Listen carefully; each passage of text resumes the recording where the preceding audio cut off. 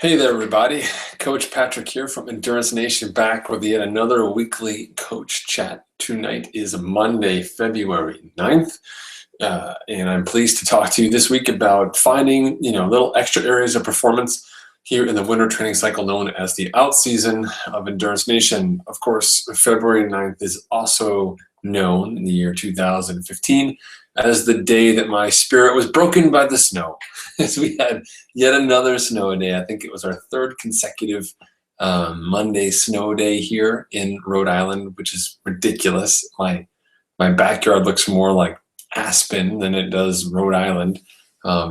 So, whatever, those of you, whoever hates Rhode Island and has sent us all the snow, you win. That's it. It's over. I promise. Just make it stop. Make the white stuff stop. Anyway, wherever you are and whatever you're doing, I hope you're doing well. Tonight's subject came to me as I suffer and train through my own version of the OutSeason. Specifically, what are the tricks and things that I use to make sure that I'm continuing to move the needle forward? One of the unique things about the OutSeason inside Endurance Nation, with our focus particularly on threshold values for the bike and the run, is that even incremental gains are seen as positive. If I ride today at 240 watts in my FTP intervals, and next week I ride at 242 watts, that's improvement, and I can see that level of performance, and it's important. And this represents in many ways a phenomenal paradigm shift for most triathletes who simply measure success by amount of time trained or distance traveled, neither of which has any bearing whatsoever on your success or your performance on race day, or perhaps even your fitness. In getting into the game of training hours or chasing miles is a surefire way to get injured, overtrained, and exhausted. Inside Endurance Nation, we talk a lot about managing your training cycle, and most importantly, making sure that it works in the way that you run your life. I'm assuming that you have a job, you probably have a family, and heck, you probably even have other things that you like to do. Those are the things that define you. You just happen to be a triathlete. By choosing to put triathlon first and doing crazy things like training ridiculous hours or copying the workouts of semi-pros or what have you, you are putting yourself in severe risk of having a miserable time as a triathlete. This shouldn't be like a job. It should be something you really enjoy doing. And in light of that, enjoy doing for me, as a triathlete with over a decade of experience, it all comes down to these little tips and tricks. What are the things I can do to, eke out a little more performance, or make that workout more interesting or challenging for me, and so on. So without further ado, I'm going to kind of talk through all three disciplines here in the wintertime. I've got my notes here, so bear with me as I toggle through them and go through them. First and foremost, when I think about the OutSeason, I think it's really important that you understand by the OutSeason training cycle, which was created by Endurance Nation back in 2007. I am referring specifically to a level of quality, focused training, typically 6 to 8 hours a week with a Monday and a Friday off, and plenty of hard work in between then, with very little emphasis on swimming. That's changed and evolved over the years, but in general, there's a couple of key truisms about the OutSeason. Number one, we establish your baselines by testing. It's no like, I think my 5K is this fast, or I think I can bike this fast. It's actual real testing, because those numbers are going to guide your training and allow you to see that improvement from week to week. Okay. Second, the schedule is designed 6 to 8 hours a week, not because I'm some sort of planning sadist or something like that, but because I want to make sure that your training is both focused, but also sustainable and consistent. I want you to be able to come back week for week for yet another period of training, aka cycling and running and beating, for more fitness gains. And the minute I start to move outside of that basic rhythm, I start to challenge you in January, or February, or December. I'm really putting you at risk. I'm putting your health at risk, and I'm putting the rest of your year at risk. I'm gambling that all this extra stuff in February or January is going to pay off in June, July, or August. And that's not always the case. So we don't play that game inside Endurance Nation. So we're looking for a very simple and consistent training schedule, which is what the OutSeason is. We expect you to have reasonable yet achievable goals. I want you to be kind of aiming high and looking for improvement. And inside Endurance Nation, we have our heads, tails process, whereby people will submit their test results. And by looking at some critical data, Coach Rich and myself will give bike and run guidance, respectively, to our athletes as targets for them to hit across the course of the OutSeason. And then finally, it's important to really balance these out-season goals versus what you're trying to do in season.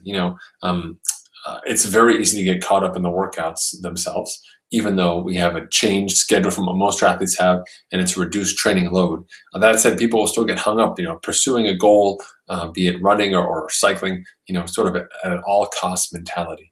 And it's very important to remember that this out-season for many of us is pure bonus time. If you're top 10 in your age group and you're hoping to qualify and go to Worlds, be it 70.3 Worlds or Hawaii, then yeah, your out season is pretty serious. But for most of us, the out season is the bonus round. This is where you're putting in work and building an engine while your friends are doing other stuff, most of it not really focus training at all. They may be running marathons, they might be snowshoeing, they might be doing something else. You're staying focused, you've got a great program, you're building some really great strength.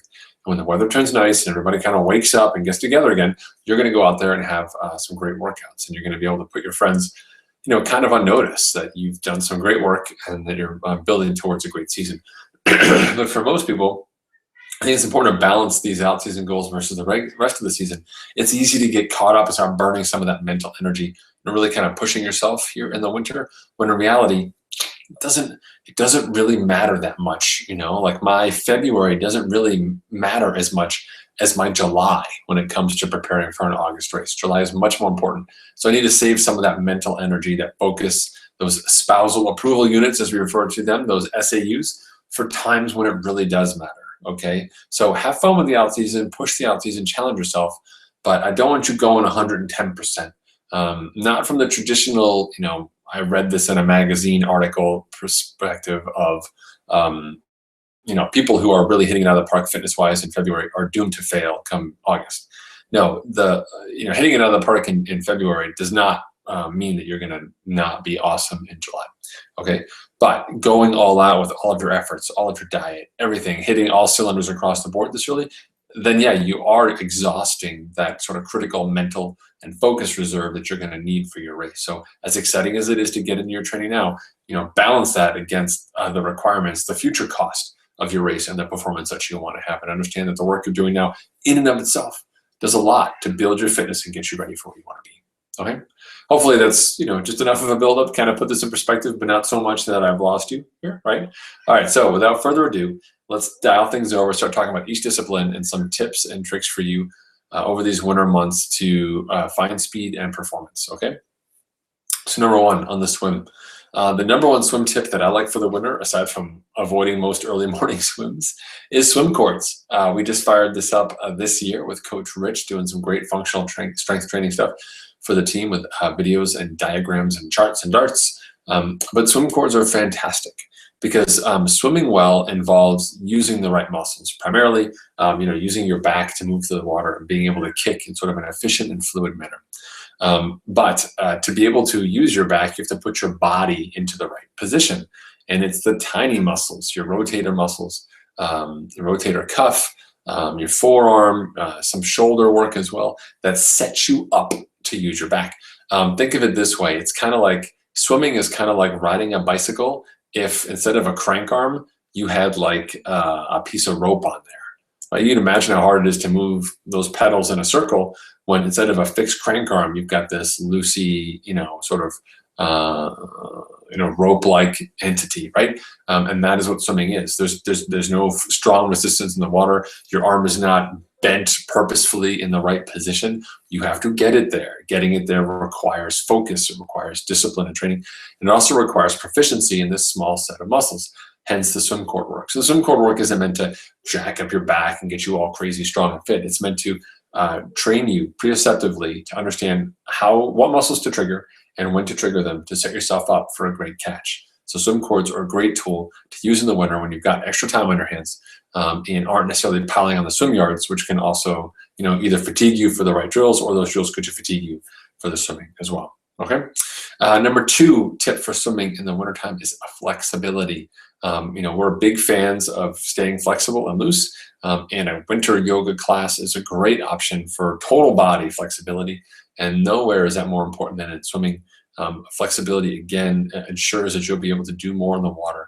And I think just in general, being more limber leads people to perform better in the water. There's, if you look at folks who run well, they have typically have pretty tight hamstrings that comes to the course with running well. Perhaps low dorsiflexion. I've got very poor dorsiflexion and tight hamstrings, but I still run well. Those things are kind of built like a bent, horse's leg. That rigidity is a functional part of excellence in running, not so in swimming, where rigidity is not by any means a precursor to success or excellence. And so flexibility also makes it a big difference. So if you can get into that weekly yoga class now in the winter and that extra time on your Monday and Friday, do it, okay? Number 3, a proper warm-up. I am amazed at the number of people when I go to the pool, triathletes or not, just regular swimmers, who go to the pool and just get in the water and just start swimming. That is not the way to get better. Swimming is, almost like a martial art. It requires practice. It requires discipline. You have to, every time you get in the water, reorient yourself. In so many ways, your warm-up is equal parts, physically getting ready to swim, but also mentally remembering what it's like to swim well. The drills are an opportunity to slow your stroke down and re-anchor yourself on what it means to swim well, and then carry that through to the rest of your swim. And so in many ways, that warm-up is a critical part of your set. And I encourage you now, if you are swimming in the wintertime, when you have no distance goals associated with your swim, to take the time to do a proper warm-up. If you've only got an hour on Wednesdays in July to swim, and you need to swim an hour straight because of some time trial workout, then you're just going to jump in the pool and swim. But now in January, February, March, when you don't have that, this is bonus time swimming, you can get the right warm-up in. And so really the drilling, the warm-up, all of that's really critical. And this also is something you can carry through to race day as well. So defining a good warm-up, and there's great resources for that on the Endurance Nation website. You can also talk to your teammates about it as well. And then finally, drills, the beloved drills. I find, people have a love-hate relationship with drills. I love my drills.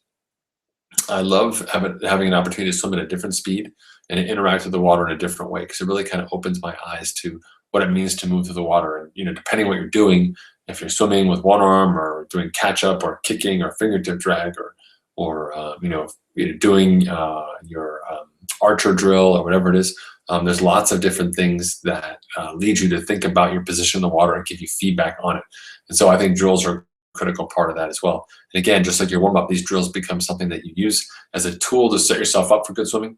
In fact, I'll even use rest intervals as an opportunity to do more drills. So if I'm doing something like repeat 100s, where I'm doing 2 steady, 1 fast, and then 1 easy, so 100 fast, 100 steady, 100 steady, 100 fast, 100 easy. That 100 easy, I'll do 50 drill, just to kind of reorient myself again, right? You can never ever do too many drills to get ready for proper swimming. So really defining a good set of drills for you, maybe incorporating a set of them into your warm-up, or finding ones that work well for you, scouring the internet, talking to your friends, asking your master's coach, etc. All of that can work, okay? So to recap for the swim, some tips for you in the winter training months, particularly for those of you who don't swim: getting the cords in to build that requisite strength and the critical muscles that will help set you up for good swimming, as well as working on your flexibility. Those of you who are swimming, really take the time to do a proper warm-up in the water and challenge yourself with drills. Right now in the wintertime, with your race more than 8-10 weeks away, half of your workout should be drills. Just better swimming, better swimming. Faster swimming is better swimming. Better swimming is faster swimming. Swimming harder is just exhausting. It's not faster swimming. All right, for most of us, I should say. All right, so moving on to the bike.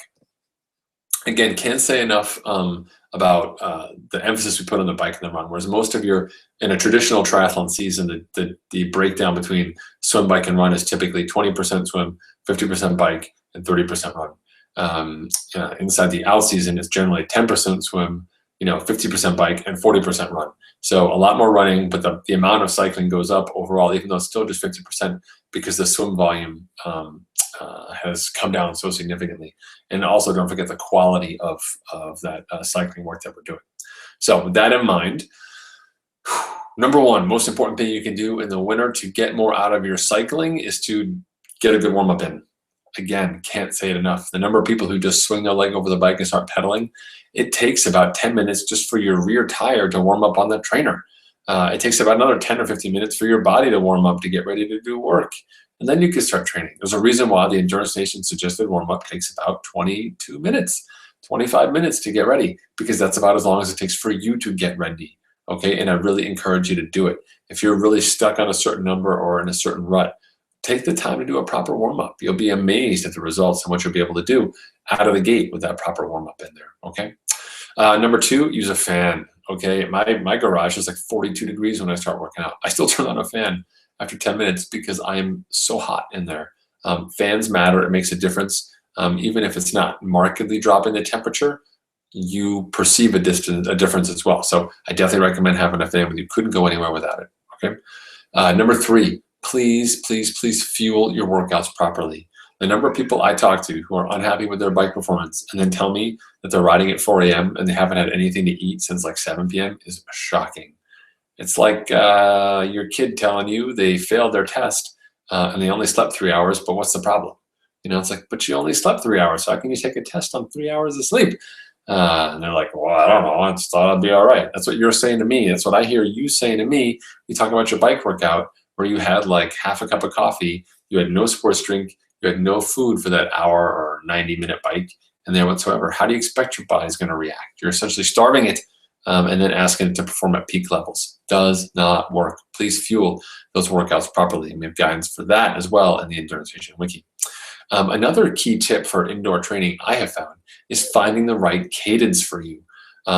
There is something evil, sinister about riding on a trainer when you're kind of stuck in a rut and you're kind of riding that same level of gear all the time. You know, outdoors you get to shift, you're in and out of the saddle, there's terrain, there's changes, lots of things kind of keep efforts, you know, steady efforts, even 20, 30-minute intervals interesting. On a trainer, when there's nothing going on, there's no place to move, no reason to move, it can get really challenging for you. And so a huge part of being successful in the trainer for me is finding that happy gear. Sometimes it's a higher gear. Sometimes I'm happier turning 91, 92. Sometimes I'm happier turning 84, 85.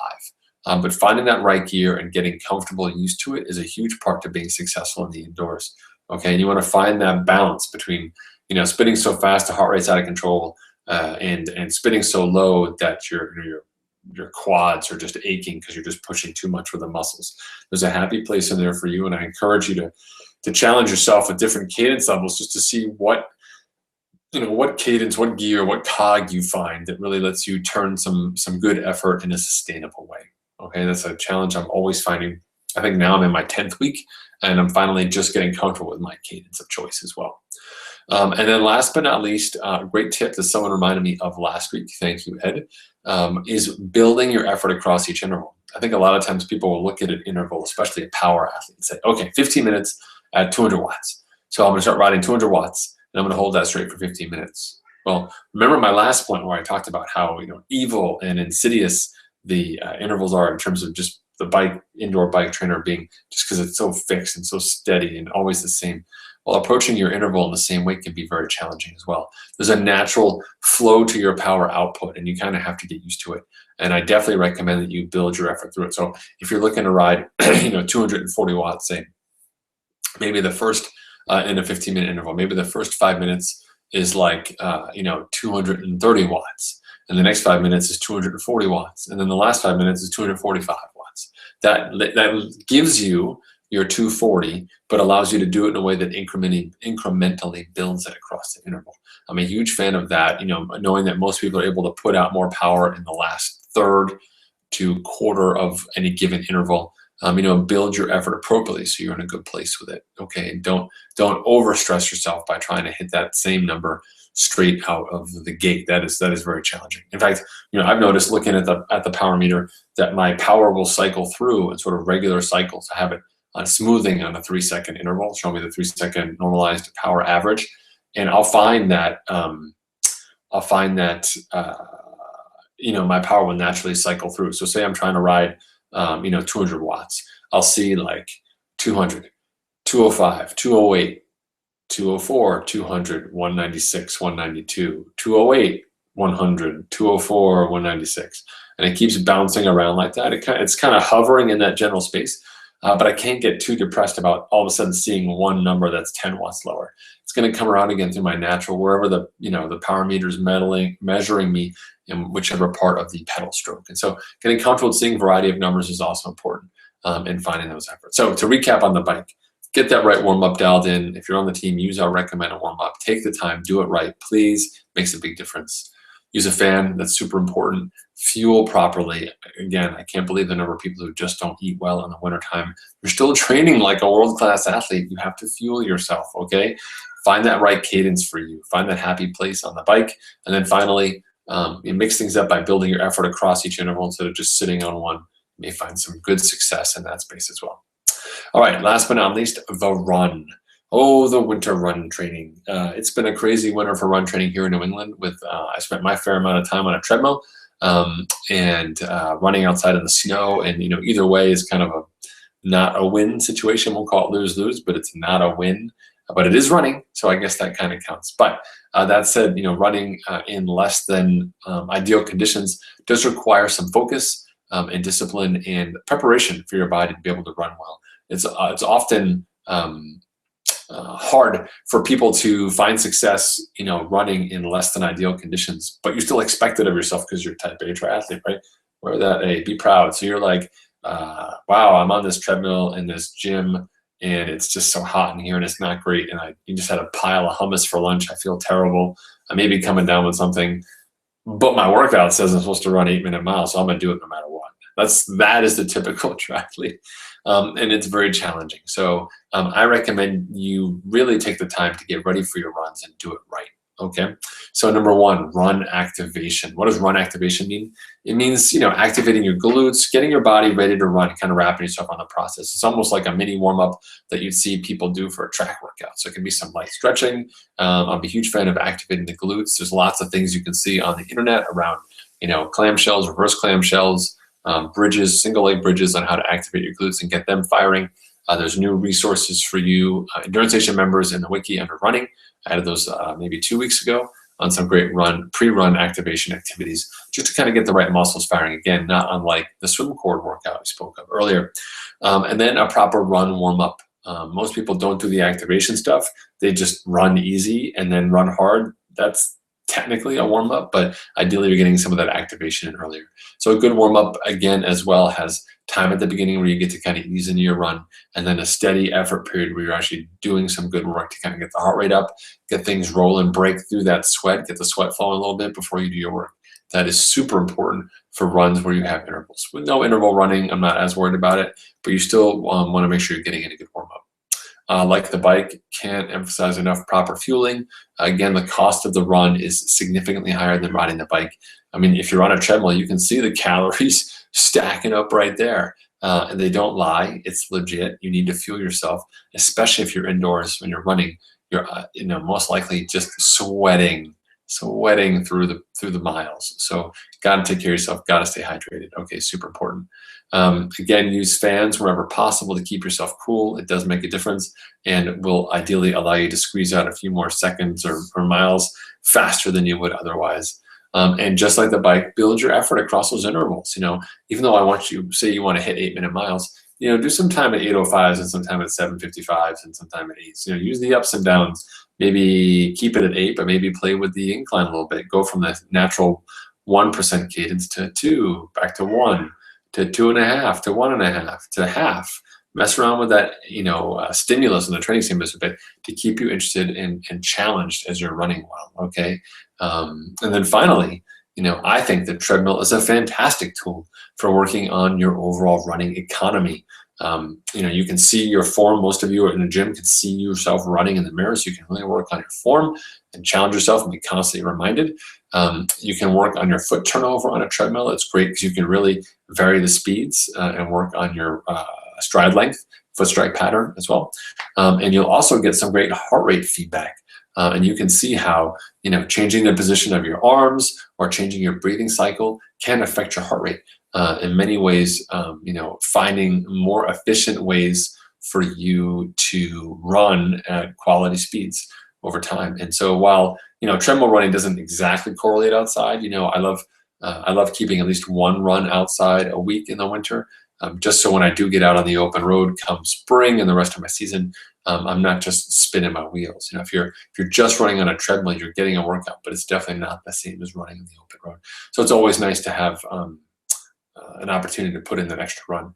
But running on a treadmill can be an incredible tool. It'll keep you safe in the dark and the ice and the inclement weather. It'll keep you focused and consistent, and will hopefully teach you a lot about running well and running properly with that instant feedback you get from your runner's dashboard on the treadmill, and use those items to make yourself a fitter and faster runner.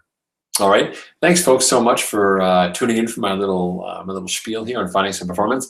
Now it's just about 9:30, but I am going to head over to the Endurance Nation chat room, talk with some of our members, and see if they have any questions for me or feedback as well. Who do we have tonight? We've got Vic, we've got Wade, we've got Mary, we've got Ed, and we've got Chris. Hello, everybody. Let's just say hi. See if you guys have any questions for me. You know, I was on Twitter earlier yesterday posing the question, how many elite triathletes spend a huge portion of their winter shoveling? I didn't get a lot of answers back. I think they're all in like Arizona or Palm Springs or Florida training.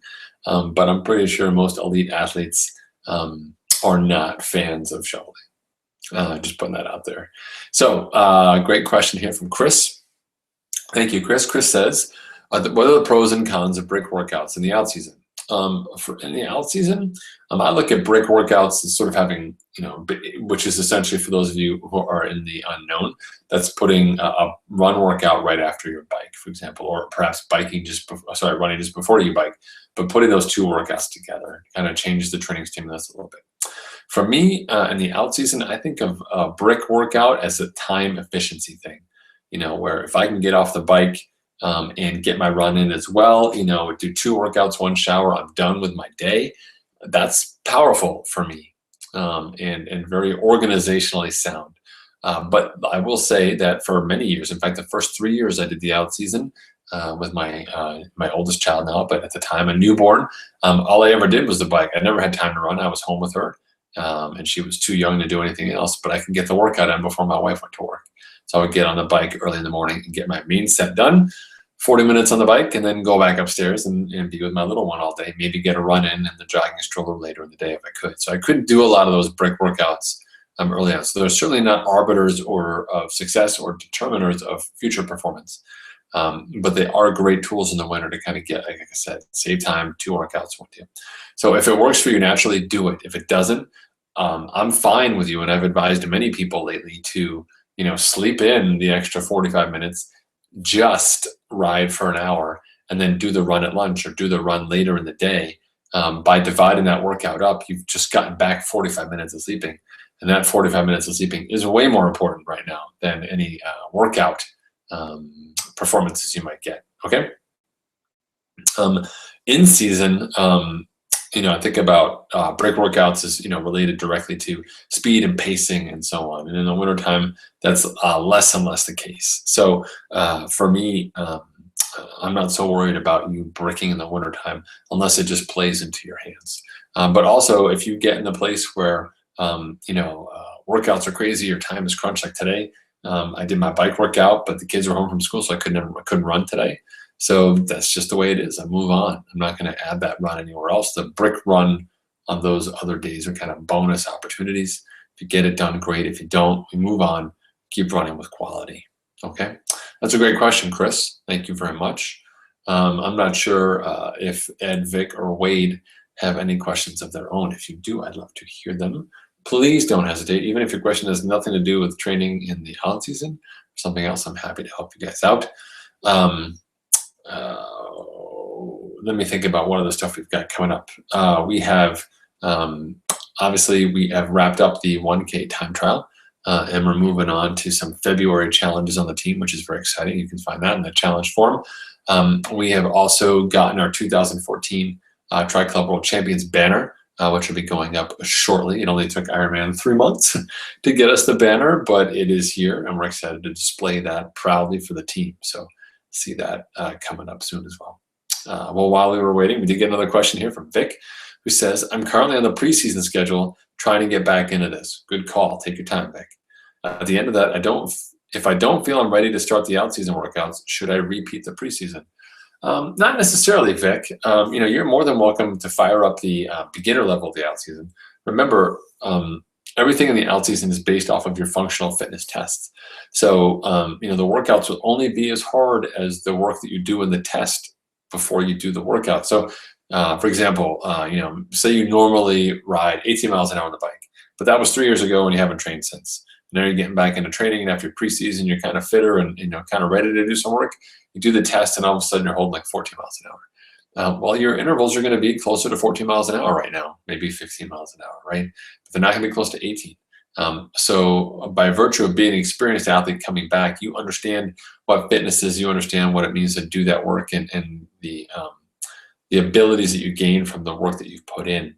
And you also understand the gap between where you are now and that place there. And that's a great place to be. And so the test helps you define that gap. And then we start working to close it down as we get to the workout. So I'm not sold necessarily on the fact that you need to go back, but maybe you can do the beginner level out season. Maybe we drop some of those brick runs early on. But I'd like to get you on that general rhythm. Remember, it is 14 weeks. So, by the time you start it, let's just make it up and say you start it next week on the 16th of February. You get the 2 months of February left, but on March 1st, you got 3 more months. You got all March, all of April, all of May. You're into June already in the rest of your year. So it's hard to believe how fast that time moves. You want to stay focused. All right. So what would be the base for new triathletes really doing effective out season? I like to think generally, it's a great question. Like, most people have, ideally you've taken 2 weeks off from the year before, having just, wrapped up with a big year. So for me, racing in Hawaii and then taking the rest of October off and then starting in November, that makes perfect sense. So I've got a lot of fitness, but I needed to rest. For people who are coming back from an extended period of inactivity, generally I like to see, about 2 months of just general good active lifestyle stuff before anything else. But again, we can dial the out season back to get you on a training regime that makes sense without the cost associated with longer intervals that come with the intermediate or advanced program. All right. Awesome. Great questions, folks. It is 9:36 at night here on the East Coast after a day of training kids in snow, field shoveling, snow blowing, snow fun. It is time for me to go to sleep and dream of something else other than snow. Thank you so much for tuning in for another weekly Coaches Chat. My name is Coach Patrick. I am one of the head coaches over at Endurance Nation. We are the world's largest and fastest online triathlon team. More than 700 members from across the globe working and training together to be awesome, be their best, become super badass triathletes. I'd love to have you check us out, create a free trial where you can explore the team. I'll give you a call. You get a roadmap from Coach Rich. I'll have you off and running for your 2015 season. Thanks again so much. I hope to see you guys online soon or at the races.